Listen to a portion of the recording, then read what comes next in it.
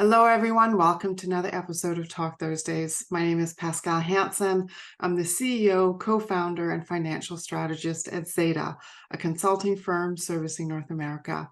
What makes us unique is that we partner with the best experts in every field of business to help champion the business growth of our clients, and Talk Thursdays are my conversations with some of them. I hope you enjoy this episode. Thanks, Lorraine, for being with me today. It's a pleasure to see you again. Thanks, Pascal, for inviting me to talk about something dear to my heart. Yes, and that is, if you want to make the introduction. It is how to help business owners generate a better return on their investment in their business. Yes, so that's one of your talents. And for people listening, if you're ready, if you haven't bought Elevate yet, Elevate is Zada's online course for business owners where we've got a lot of great experts together that are teaching things of value. And Lorraine has been kind enough to contribute a lot of her wisdom over the years into a great presentation on how to, or if you should, make your business saleable. So I really encourage you to go and watch that lesson.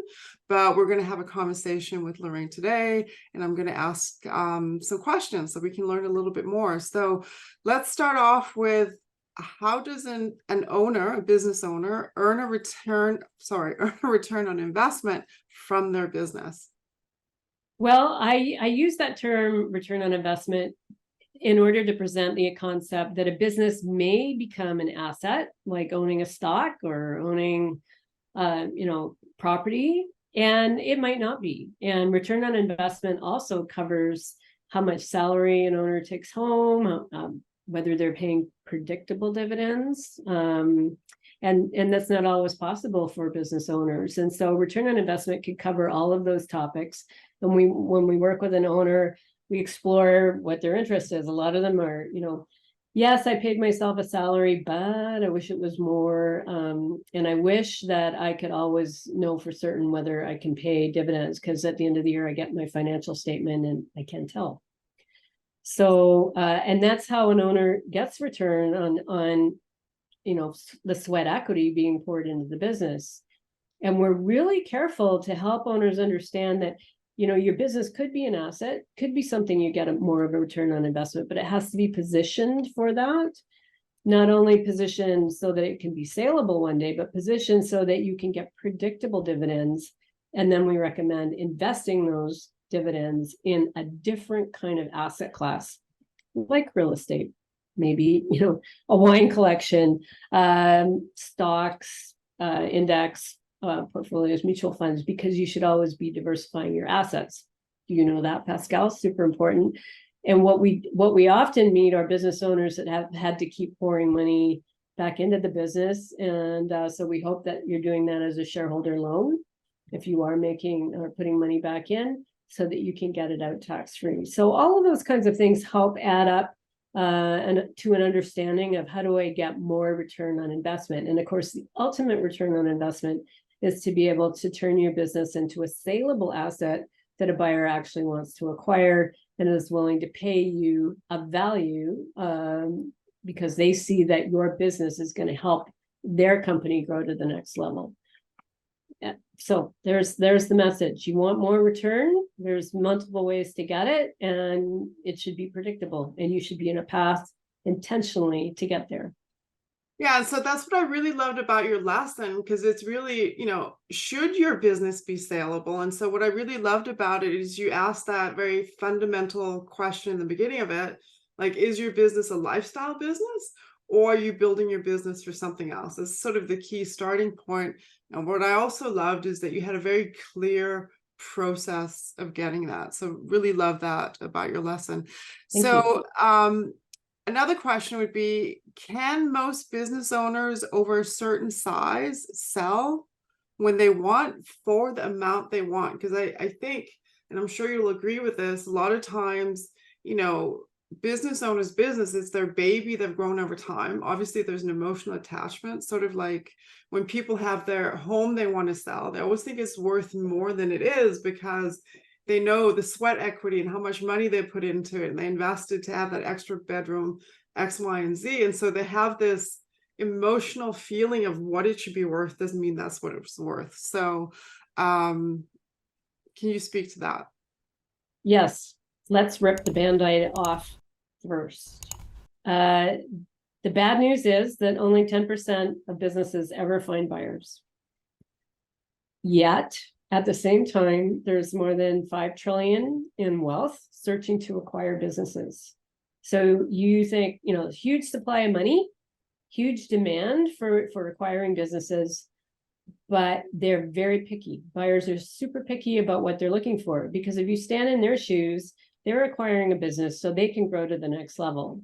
And so it has to fit into what it is that they're doing, and it's got to solve a lot of problems for them. And most businesses are run not from that perspective. They're run, because they make a really good lifestyle for the owners, and they're serving customers in a certain way, and it works for the customers. So the business is optimized for something different than that return on investment for being able to sell it.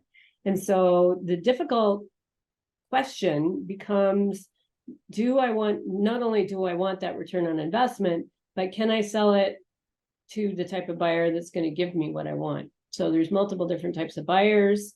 Another entrepreneur might not have the deep pockets that you hope for. If you're ambitious and you want to be able to sell to another company, which we call strategic buyers, and they buy most of the businesses out there, then you have to become that puzzle piece that makes all the difference for their growth.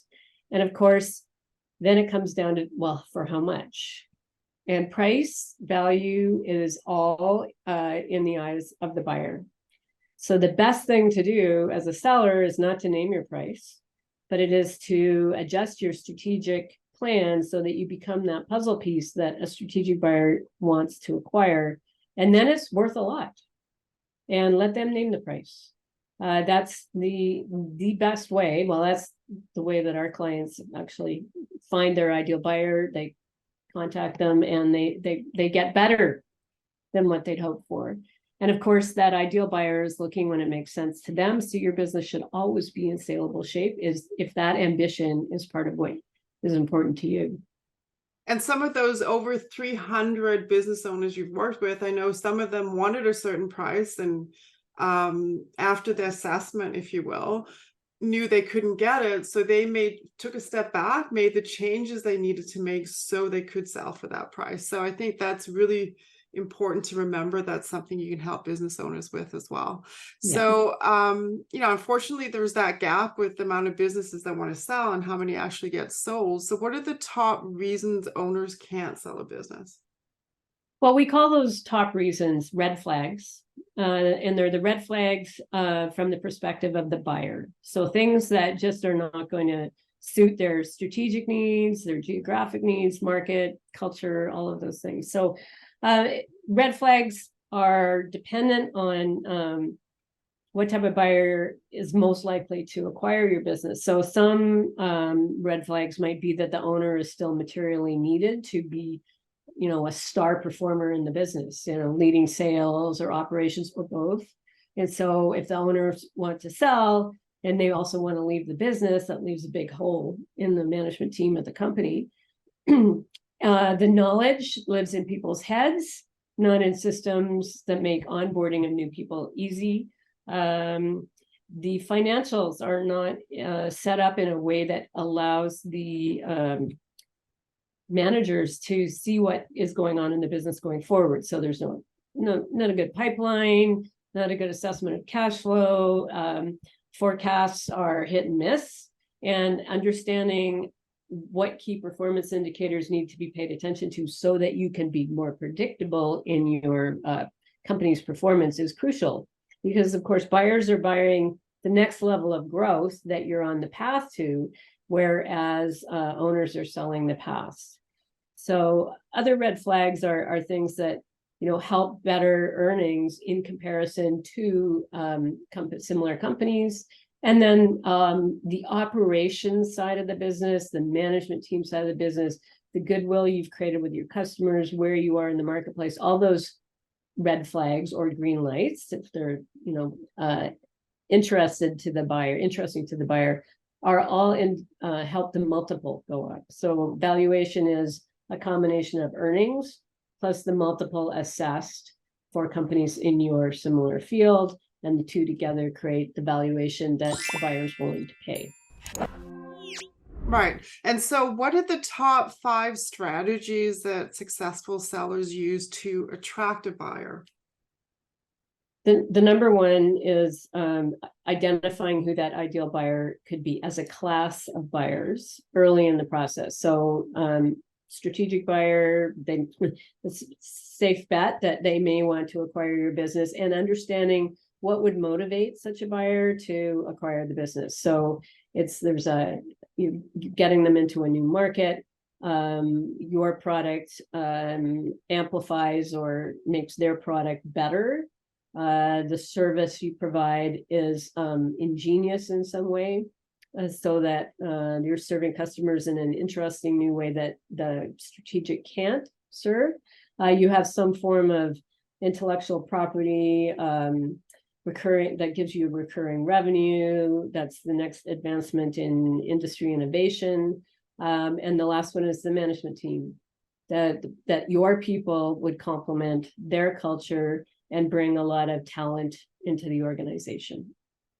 Right. So if I'm a business owner listening to this, I'm probably thinking, should I wait to adopt these strategies until I'm ready to sell, or when do I start looking at this?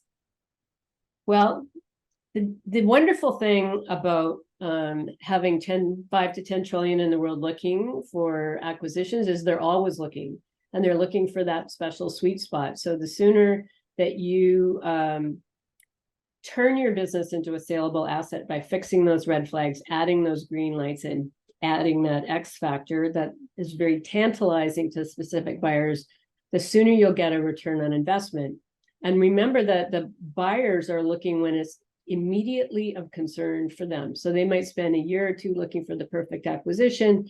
They know what companies are out there, and they're watching to see what you're doing in the marketplace, and whether you're popping up on their radar as someone that, an organization that they need to keep tabs on. And that's how they search for their ideal buyers. So if you're always saleable, then you'll always capture the moment when those buyers are looking, and that return on investment is a lot easier. If you're having to go and get an intermediary and find that buyer and convince them, and it's a slow, painful process. So becoming what someone wants to acquire is the fastest way. And yes, you might not be ready, but they are. So if return on investment is your top priority, then let go of when it happens and make the changes to get where you want to go when it works in the marketplace. So get really clear on what your objective is, and So if I'm a business owner and my business isn't saleable, what are my options for increasing my return on investment from my business? So, well, first of all, it's important to ask a whole lot of questions to determine why it might not be saleable. Don't just make the assumption that because I have a lifestyle business today, that means it's not saleable, because most lifestyle businesses, if enough changes and effort are put into it, can become saleable. Not in all industries, but in many. So we offer something called the decision roadmap that helps an owner understand what the business is worth today, what red flags might be in their way that could be fixed, what green lights are very positive and tantalizing to a buyer, and what X factors could be added for that extra multiple bump up. And then we help owners understand how much ambition they have, how much risk tolerance they're willing to take on, because changing your business so that it becomes what a buyer is looking for does come with a degree of risk, but that strategy is also the same one that grows the business to the next level. And that's the way to get more predictable profits, because we help implement better financial controls. We understand what's going to drive better profitability, so it is predictable, and that's going to add return on investment so that you can decide, hey, I just want to grow it and close one day, or I want to grow it and change it so that it becomes a saleable business. And making that decision sets your intention. So you're not just, continuing to run the business every day and not planning for its future and the future for your supply chain, or the future for your employees or your customers. So that, when owners are done, hopefully maybe you could have a general manager step in and keep running the business and keep getting returns that way, if you don't want to be running it.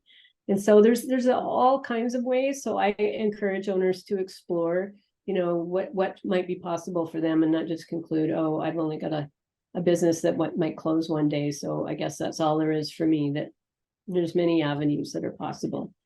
Yeah, and I think if you don't do that, then each year can very much look like the same. And it's amazing how quickly one year turns into 10. So I think without that roadmap and knowing where you want to go, you can't do the course corrections to get there. Well, yes, and that's happening all over the place because circumstances catch up with all of us. Your key employees decide to leave and move on because you stopped growing, or there's a disease or a death in the family and your time isn't as available to the business anymore, or you lose interest and you want to do something else, yet you've got this ongoing entity that needs taking care of, and not just taking care of, it needs strategy, it needs rejuvenation each year to keep going. And so a business is a living entity, and it deserves the time and attention so that it's taken care of. And when you take care of your business interests, your personal interests are taken care of as well. And you need intention to do that properly and not just be a victim of the next curveball. Yeah, and I would say too, as a business owner, when you have employees, I think you have a responsibility to respect them, knowing that you having the business be healthy, their livelihood, their ability to pay their mortgages and everything else really rests on your shoulders. So, to respect that and take care of the sort of like a living organism, if you will. Yeah, and you've got to do that carrying that responsibility, not like it's a burden, but it's a privilege, because you're also balancing your return interests, your returns, your goals, and trying to find a happy medium for everybody. And there is a happy medium at the level of risk that you can manage, because of course we all discover what our level of risk is the day after we've come to the edge of the amount of risk we can take on. And so we help companies and owners explore what that level of risk is, and then dial down the strategic plans and the ambitions so that it's a better fit. Yeah, you're speaking my language. I'm all about risk assessment. Yes. So tell us a little bit about Spirit West Management and the other services you provide. I know you've been doing it for a long time and you excel at doing what you do, but for people who may not know you, tell us a little bit about your firm. Well, thank you. Spirit West's been in business since 1990. We started in the US working with companies to grow them to the next level. And as we developed our practice, it became very clear about two things. One, that organizations and owners, in order to go to the next level, have to go through change, and change is uncomfortable. And so we developed a suite of tools to help advance thinking habits, management habits, leadership habits, communication, so that change is possible. And because what we think about and how we think about it is expressed in what we say, the tone of voice we say it in, and that either inspires or deflates energy, enthusiasm, motivation for change. And once we had the tools to help owners to change, they were more successful in navigating the processes necessary to grow to the next level and break through those ceilings, the operations and the systems, and managing differently, and not having to take control over everything. It's a difficult process to break through 5 million, 10 million, 15, because you have to set up a strong foundation. And then in the early 2000s, we brought the business to Vancouver, Canada, and recognized that some of our clients really wanted to end their partnerships with or exit shareholders, and no one knew how to do that. They put all this time and money in. How do I extract my wealth out? And so we became part of the Association for Corporate Growth, where you and I met. Well, those are the deal makers, the mergers and acquisitions people that actually buy and sell businesses, to understand how to help our business owners as clients sell their shares in the business, and not just end up in a shotgun situation where one has to buy the other out through a lot of acrimony. So by learning the terms of how deals get done, we recognize that most deals that buyers look for don't resemble businesses today. And business owners don't know how to get in the game. It's a black box of jargon and terms that are very unfamiliar. And what buyers were looking for, there was no evidence that those kinds of companies existed. So huge competition for a very few that had formalized their companies and solved for red flags. And so we decided to write a book, Fast Track Secrets for Making Your Business Saleable, in a workbook to help owners understand how to play the game of M&A so that they can sell the business for what they want, when they want, in the right way. And we've been doing that plus the decision roadmap since 2008.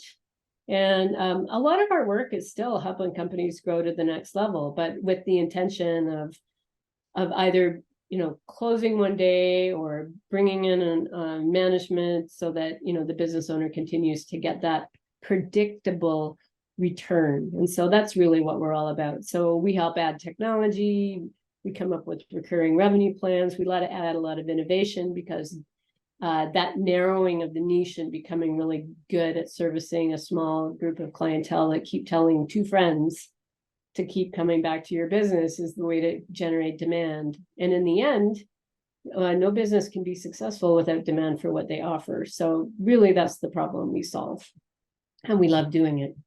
Yeah, I know. So look for Lorraine's books on Amazon. So one last question. Well, I have two more questions for you. The first one would be, would you agree that oftentimes it's the business owner that's the real bottleneck in the business, either because they're unaware of what needs to be fixed, or maybe their ego is a little tied into what their strengths are? What's your viewpoint on that? Well, I think we all wish that we could see clearly what other people see, but as we all know, it's harder to see ourselves in action than seeing other people's failures and where they're stepping in potholes. So owners that can take feedback and see themselves in the mirror as other people see them, begin to see what that they are contributing to the problem. But it's never just the owner. It's a whole multiple interdependent set of things. So I would say that owners that are open to the opportunity that feedback provides are the ones that are going to be able to be aware, willing, and motivated to change and to adjust their habits and their communication styles so that they get the outcome they really want. And when you're resistant to that kind of feedback, then everybody else around you is also resistant, and change is pretty difficult. Stagnant. Yeah. Stagnant. Yes. Yeah, stagnant. Exactly. So my last question, which has nothing to do with playing the M&A game or anything like that. If you could have dinner with anyone, dead or alive, famous or infamous, who would that person be and why? Oh, no, I would have to think about that.